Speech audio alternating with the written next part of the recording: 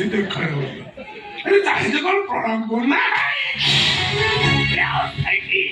ତାପରେ ଗୋଟେ ଅଲକ୍ଷରେ ମତେ ମୁଣ୍ଡିଆ ମାରିଲେ ମତେ କେବଳ ତୋ ସ୍ତ୍ରୀ ଏ ଘରର ଲୋକମାନଙ୍କ ସହିତ ତାର କୌଣସି ସମ୍ପର୍କ ନାହିଁ ତା ଛାଇ ଯେମିତି ମୋ ଉପରେ ନ ପଡେ এইটা গোটা অলক্ষণী এইটা গোটা ডাহারি এইটা গোটা গোটা ডাহারি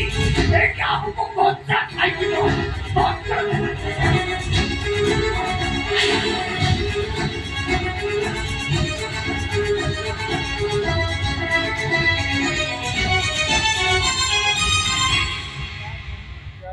কথা কিছু ধরবো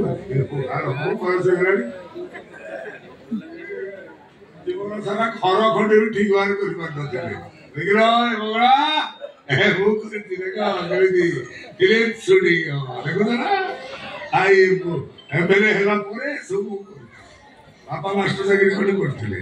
ଭଙ୍ଗା ସାଇକେଲରେ ବେଲିକା ସ୍କୁଲ ଯାଏ ପୁଣି ଏସବୁ କରିଛି ଏ ମଙ୍ଗଳା ଗାଡ଼ି ବ୍ୟାଙ୍କ ବାଲାନ୍ସ ସବୁ କରିଛି ମୁଁ ଏ ସବୁର ମାଲିକ ମୁଁ ନିଜେ ଏମାନେ ବହୁତ ଦୟାରେ ବଞ୍ଚିଛନ୍ତି ବାପା ମାଙ୍କ ଠାରୁ ବଡ ମାଲିକ ଏ ଦୁନିଆରେ ଆଉ କେହି ନାହିଁ ଘର ଭାଙ୍ଗିଗଲେ ନୂଆ ଘର ତିଆରି କରିହବ ଗାଡି ଭାଙ୍ଗିଗଲେ ଲକ୍ଷ ଲକ୍ଷ ଟଙ୍କା ଦେଇ ନୂଆ ଗାଡି କିଣି ହବ ହେଲେ ଥରେ ବାପା ମାଙ୍କୁ ହରେଇ ଦେଲେ କୋଟି କୋଟି ଟଙ୍କା ବିନିମୟରେ ବି ବାପା ମା ଆଉ ମିଳିବେ ତୁଳସୀ ଟଙ୍କା ହଉଛି ଦୁନିଆରେ ସବୁଠାରୁ ବଡ ଟଙ୍କା ଯାହା ମଧ୍ୟରେ ଅଛି ସବୁ ମତେ ତା ପାଦ ତଳକୁ ଆସିବେ ବୁଝିଲା ଟଙ୍କା ଥିଲେ ଯୋଉମାନେ ପାଦ ତଳେ ପଡି ରୁହନ୍ତି ସେମାନଙ୍କୁ ମଣିଷ ନୁହଁ କୁକୁର କୁହନ୍ତି ଲୋକରେ ପାଦ ତଳେ ପଡି ରୁହନ୍ତି ଆଉ ସମୟ ଆସିଲେ ସେଇ କୁକୁର ତମକୁ ଛୁଇଁ ସେ ଭାଷଣ ବୁଝିଲ ନା ସେ ଭାଷଣ ମାରନି ଏମିତି ଭାଷଣ ମାରି ମାରି ମୁଁ 3 ରାଉଣ୍ଡ କଷ୍ଟ ନେଲେ ମୋ ବାଲା ଫରଫର ହେଇକି ଆକାଶରେ ଉଡୁଛି ଯଦି ପାରୁଛନ୍ତି ଆପଣଙ୍କ ବାପାଙ୍କ ପାଦ ତଳେ ପଡି କ୍ଷମା ମାଗି ନିଅନ୍ତୁ ଆପଣଙ୍କର ସବୁ ପାପ ଧୋଇ ହେଇଛି ତମେ ତ ମୋ ସ୍ତ୍ରୀ ମୁଁ ତମ ସ୍ୱାମୀ ସ୍ୱାମୀ ସ୍ତ୍ରୀର ପାପ ଅଧା ଅଧା ତମେ ମୋ ବଦଳରେ ବାପାଙ୍କୁ ତଳେ ପଡିଯାଉନ ସେ ସୌଭାଗ୍ୟ ମୋର କାହିଁ ବାପା କହିଗଲେ ପରା ମୁଁ ଗୋଟେ ଅଲକ୍ଷଣୀ ମୁଁ ଗୋଟେ କଞ୍ଚା ଡାହାଣୀ